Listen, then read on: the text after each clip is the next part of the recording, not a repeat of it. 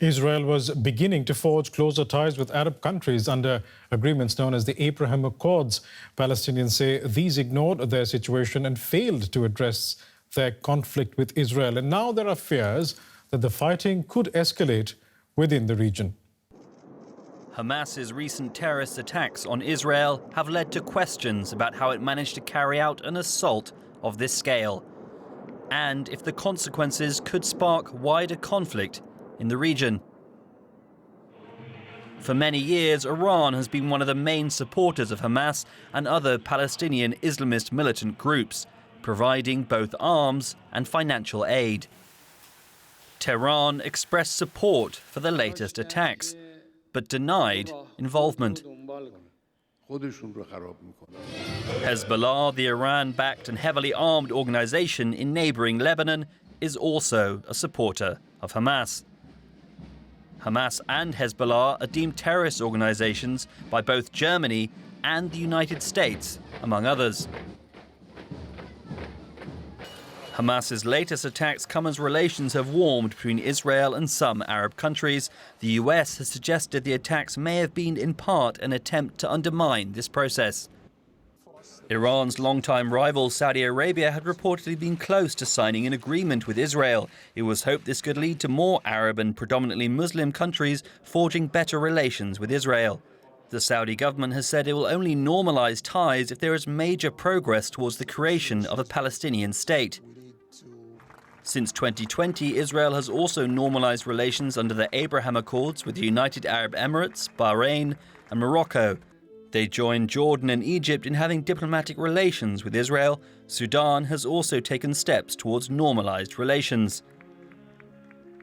For many Palestinians, these agreements are seen as serving only the interests of Israel and as an abandonment of the Palestinian cause by Arab states. We wanted to get the Israeli perspective as well. Therefore, DW's Hans Brandt interviewed Israel's ambassador to Germany, Ron Prosor, here in Berlin. This is how that interview went. Ambassador Prosor, there are people who say that the events in Israel now are comparable to 9/11 in the United States. Is that a comparison you would support? The answer is yes, from the shock. But, you know, Saturday, the 7th of October, will be a day that is going to stay in memory as a black day. It's the deadliest day that the state of Israel and the nation state of the Jewish people have ever encountered. Those images, the state of Israel was basically established in order for those images never to happen. We are going to react in such a manner that Hamas, as a terrorist organization with a terrorist infrastructure, will not be there after we finish. Turning to the situation now in Israel at the moment, the Gaza Strip has been cut off from the outside completely, even including water and electricity. That is impacting more than 2 million people.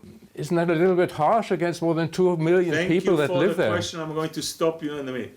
All gloves are off. This is, you have to understand, this is a paradigm shift between humanity and barbarism, civilization and beasts. This is not a cycle of violence. This is not two sides. This is one side. A terrorist organization that has decided to wage war against Israel, and we will go after them everywhere they are in order to eradicate this infrastructure of terror that basically terrorizes not us, only Israel, but the whole region. But it appears to be necessary to take this fight into Gaza. That will cause more casualties, both for the Israelis and for the Palestinians. Is that price necessary? Israel will pay a high price if we go in, because we don't have another choice, with our soldiers, with our boys, with our girls. A price in addition to the price of what we have just paid. We're going to do that because we cannot even think of living in this region where their own neighborhood is looking. So what about peace? What are the chances for some kind of peace between Israel and the Palestinians and for the Middle East as a whole? No one thinks of peace at this stage. We need to make sure that Hamas is taken out. Believe me, when they're out, there are many, and you've seen that, in the region that want peace. We want peace. At the end of the day, we are going to deal with it. But now, let's not go back. We haven't finished this. We're in the middle of mourning. We are not thinking of anything else but making sure that those who did it to us will not be there. But there has been some progress on the peace front in recent months between Israel and some Arab states, and most recently there was talk about some kind of agreement between Israel and Saudi Arabia. Is all that finished now? First, you understand that it is not coincidental that Iran and Hamas, but especially Iran, saw this approachement with Saudi Arabia and decided to destroy it. So it's not coincidental. And Hamas, at this stage, and Iran, we are now in the middle of war. We may have to make sure that those who did it to us are going to be punished severely. After that, I'm sure that there are going to be many in the region that are going to move forward in creating a better Middle East and a possible comprehensive peace. But now this is not the things that we're talking about. Ambassador Prosor, thank you very much for talking to Deutsche Welle. And DW's Middle East analyst Shani Rosanes joins me in the studio for more. Shani, welcome. We heard the Israeli ambassador there speaking very emphatically about going into Gaza in the form of an invasion of some sort. How much of that is military necessity and how much of that is political necessity? Well, that's a great question. First of all, this is the Gaza playbook we're almost used to. You know, we've had so many rounds of attacks and counterattacks between Israelis and Hamas that always many times ended up also with ground operations. It's always problematic. So on the one hand, Israel says it wants to rewrite the playbook because the old one obviously has been, the way they see it, has been broken by Hamas. But it's sort of not quite clear what is the new one. We know from the ground there's no doubts they are preparing for it. We know also they're very much wary of it, and it's not clear what shape it will take. And Netanyahu, you were asking about the politics, is in a very right-wing government, and he needs to, of course, also the base. You see the people. They want to feel something is happening. He is very much bound to show that Israel is doing something. Hopefully, we're hearing today of a unity government coming in. He might have more balanced voices that might give him a way for other maybe alternatives for operation.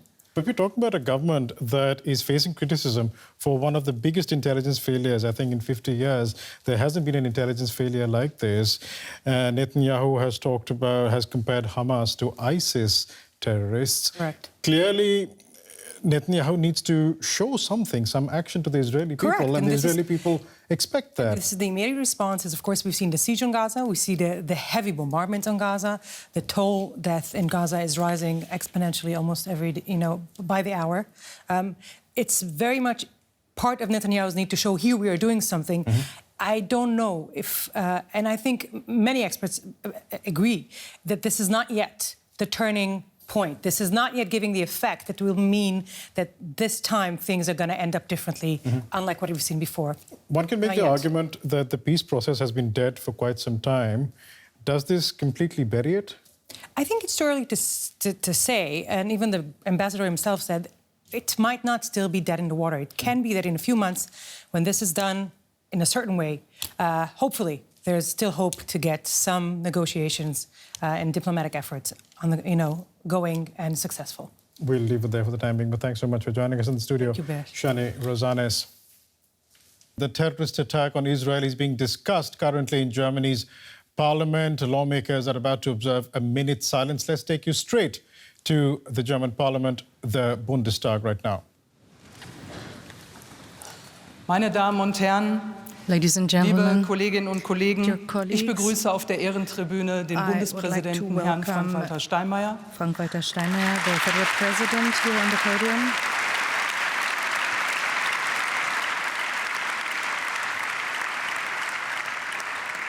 und den Botschafter des Staates As well as the Israels, Ambassador of seine Israel, Exzellenz, Herrn His Ron Excellency, Prosor. Mr. Ron Prosor.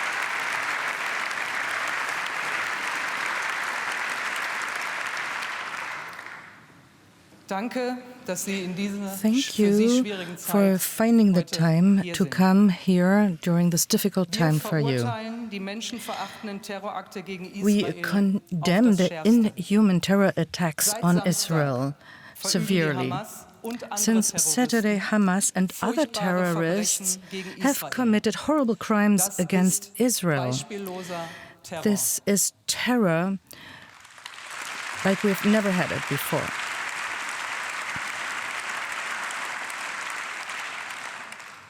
Videos im Netz zeigen barbarische Online Gewalt videos show barbaric violence against families, small children, old people. During the holiday, at home or in the streets, they had gathered against people that were celebrating peacefully at a music festival, against civilian society, against soldiers, against a whole country. Images show murders, hostages taken, sadistic actions, and they also show people who celebrate this perfidious terror. This inhumane brutality shocks us deeply, and it has to make all of us ashamed and horrified. It cannot be justified by anything and has to stop straight away.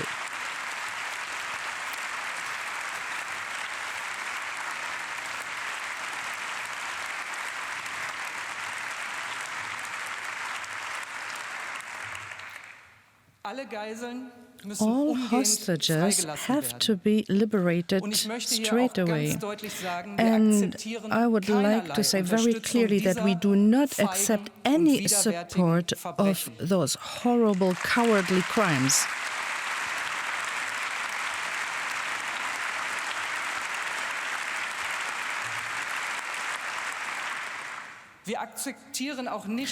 And we do not accept those cruel crimes against children, women and men here in Germany, on the streets or online, when they are celebrated here.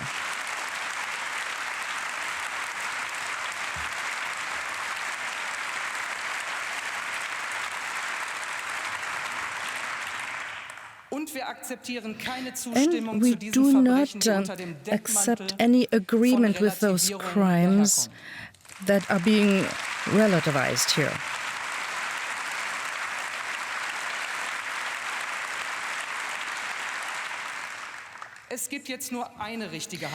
There is only one possible opinion. We condemn the crimes by Hamas, and we do not accept any hostility towards Israel and no anti-Semitic opinions.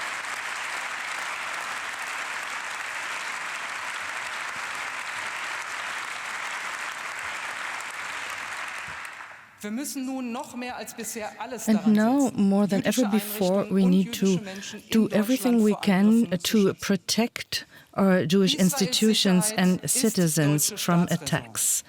Israeli security is German reason of state, and that's where we are going to debate Israeli security and the situation in the Middle East in the Bundestag as well. Tomorrow morning at 9 o'clock, the Chancellor Scholz is going to give a declaration, a governmental declaration. And our Foreign Minister Annalena Baerbock is available for questions from the Bundestag. Israel has the right to protect itself and protect their population and defend itself.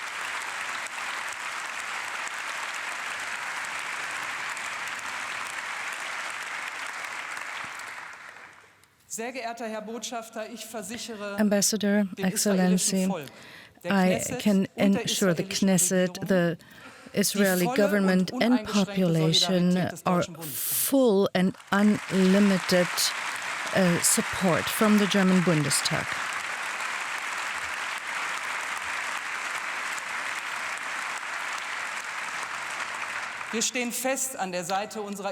We are at the side of our Israeli friends, and in the name of the German Bundestag, I would like to express our deep condolences.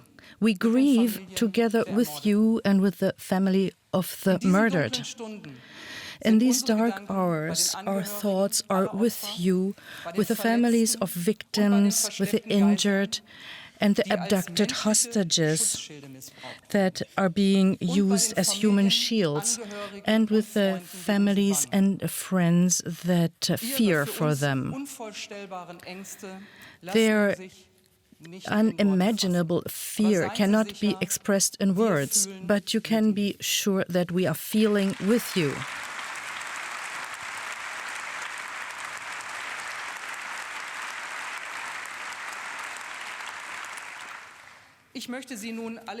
And now I would like to ask you all to get up for a minute of solemn silence for the victims.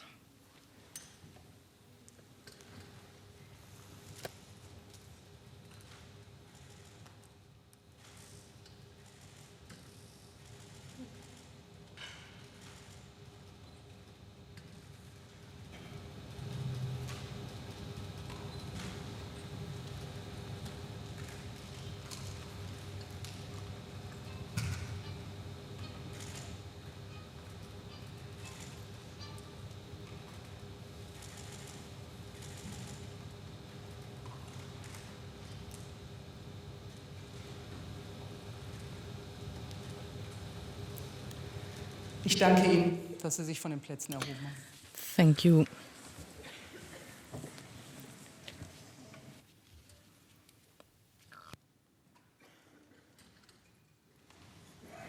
Ja, meine Damen und Herren, Ladies and bewegende gentlemen, Momente hier im Deutschen Bundestag. those are very moving moments here in the Bundestag, as full as I've never seen it. And President Abbas has expressed the solidarity of the German population in the presence of Israeli Ambassador Ron Prosor, who is standing on the panel here next to the German federal president. It's a reason of state, and Israel has the right to defend itself and to protect the population. Abbas has expressed the full support of Germany. All groups were represented here in their full numbers, and we can only hope that this is going to continue. A moment of silence that the German parliament just observed there. Before that, that was preceded by the president of the German Bundestag, Bärbel Baas, laying out Germany's position as best as she could. She talked about the inhuman brutality that Germany has seen, that Israel has had to suffer, and that it can't be justified, any action such as that. She also called for all hostages to be released immediately, and she particularly said that any celebration of these crimes will not be accepted in Germany, whether in the online sphere or on the streets in Germany. We are also expecting a statement from German Foreign Minister Annalena Baerbock any moment now. That's Bärbel Bas, the German Bundestag president, still addressing the German parliament. She also clarified, rather announced, that tomorrow at 9 in the morning we are expecting a so-called government declaration from Chancellor Olaf Scholz. And I believe we are going to hear from Annalena Baerbock, the German foreign minister, right now. There she is.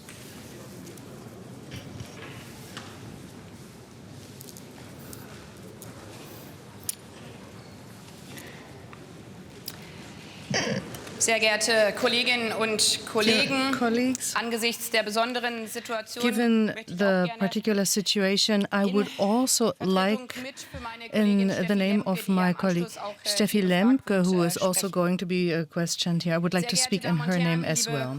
Ladies and gentlemen, colleagues, hundreds of young women and men who were at a music festival celebrating life were chased by terrorists through the desert and killed, massacred. All people, families who were peacefully celebrating Shabbat in their homes were brutally attacked, killed. Mothers and small children were beaten onto jeeps, humiliated and abducted as hostages. What Israel has gone through in those last days is barbaric. It is unbearable. And I believe nobody here in this room can understand the grief, the suffering of all those families and people entirely.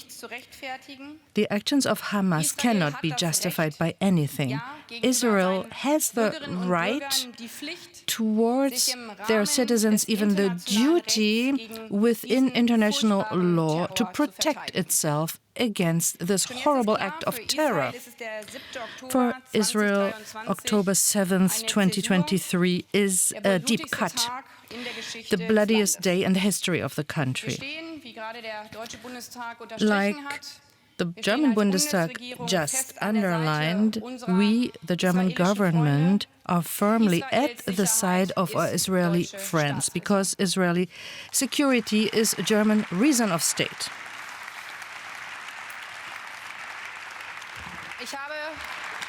Ich habe in diesem Verständnis gegenüber Israel and towards Israel, I have promised all our support in all areas. The suffering of civilians, of innocent children, men and women, is a part of the terror strategy, of Hamas terror strategy. Suffering of Israeli civilians, and mainly by the abducted hostages, among which there are some German nationals and double nationalists. This terror strategy is using those lives, is playing with them in a very brutal manner, is playing also with the life of Palestinian women and children that Hamas terrorists are using as human shields. Life is important to me, to us.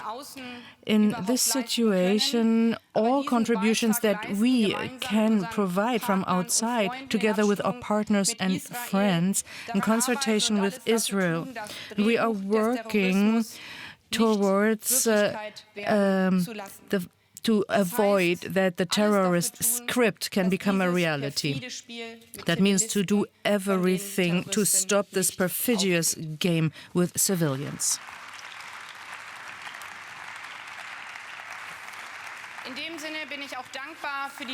And I am grateful for the debate that you in Parliament had yesterday among the democratic parties concerning the question of ongoing support.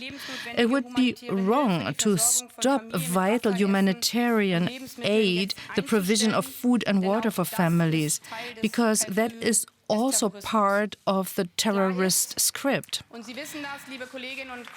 Dear colleagues, you are aware that the federal government and the EU Commission are scrutinizing their aid to the Palestinian territories. And in this exceptional situation, we are reviewing them again, including humanitarian aid in close cooperation with the United Nations. It's also very important that together with the UN, we are doing everything to create safe spaces for women and children in Gaza. Different UN organizations are contributing to that now.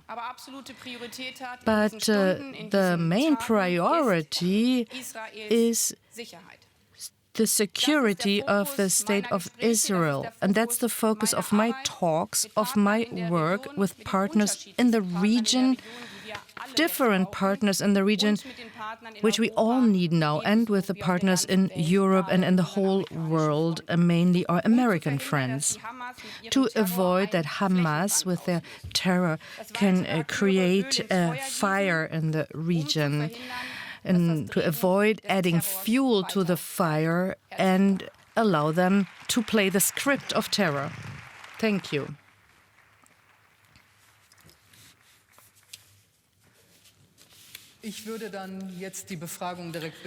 Then I would start directly with the questioning. Annalena Baerbock there making a statement in the German parliament just moments back. She made it clear that what Israel has gone through is barbaric. That's the word she used. And she also said that the actions of Hamas cannot in any way be justified, also clarifying that Israel has a duty to protect itself. The comments there from Annalena Baerbock, a German foreign minister. We can head over now to DW political correspondent Julia Saudeli, who's been listening in as well. Julia, Annalena Baerbock also said that Germany is firmly at the side of Israel. I'd just like to know from you, what is the extent of German support that Israel can expect? Well, Germany has the security of Israel as a reason of state, is one of the founding principles of the German state, and that has again been stated by Annalena Baerbock just now, but also in the past few days from the Chancellor Olaf Scholz, and they have said they will stand firmly at the side of Israel. They have said that Israel has the right to defend itself, to protect its territory and its citizens within the limits of international law, and that the priority right now is for Israel to do just that. We don't know whether there has not been talk of whether Germany will provide support in any other way, but for now it is standing closely by the side of its ally. The foreign minister has said that she is in close talks with Germany's allies, but other partners both in the Middle East, in the region, but also across the world, in particular with the U.S., to try to make sure that this conflict does not escalate, that there is no fuel put on the fire that is already burning, and that the situation is contained as much as possible as things at the moment are looking critical. And both Annalena Baerbock and Bundestag President Bas talked about German hostages that have been taken in by Hamas. Clearly, that must be a source of a tremendous worry for the German government. How does the German government intend to resolve that situation? Well, we've heard from Annalena Baerbock that they are in continuous talks with colleagues on the ground, but also with actors on the ground who have open communication ways to Hamas. She has said that given that Hamas is a terrorist organization, the communication is not in any way easy, and she has also called on countries like Qatar and other Gulf states to facilitate communication with Hamas, to try any way possible to get these hostages out. We haven't heard of any concrete plans or any concrete indications that contact has been established or that they know exactly where the hostages are and how they're going to get that out. But conversations are ongoing. But we have heard from some of the families of the people taken hostage that communication with the foreign ministry hasn't always been very good. It has taken a while for them to come into communication. So for now, all the questions remain open. There is one other element that Annalena Baerbock touched on, and that was the aspect of humanitarian aid. She did say that it would be wrong to stop humanitarian aid to the Palestinian territories because that would be part of a so-called terror script. What did she mean by that?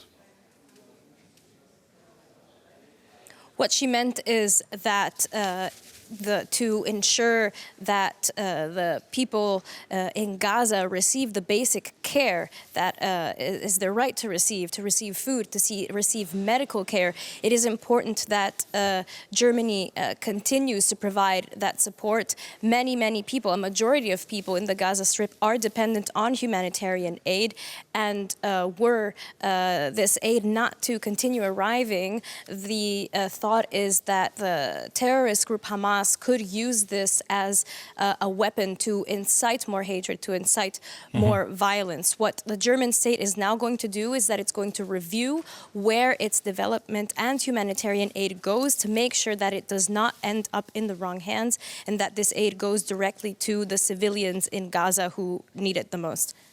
We'll leave it there for the time being, but thanks so much for joining us today. DW's political correspondent, Julia Saudeli in Berlin. Thanks so much.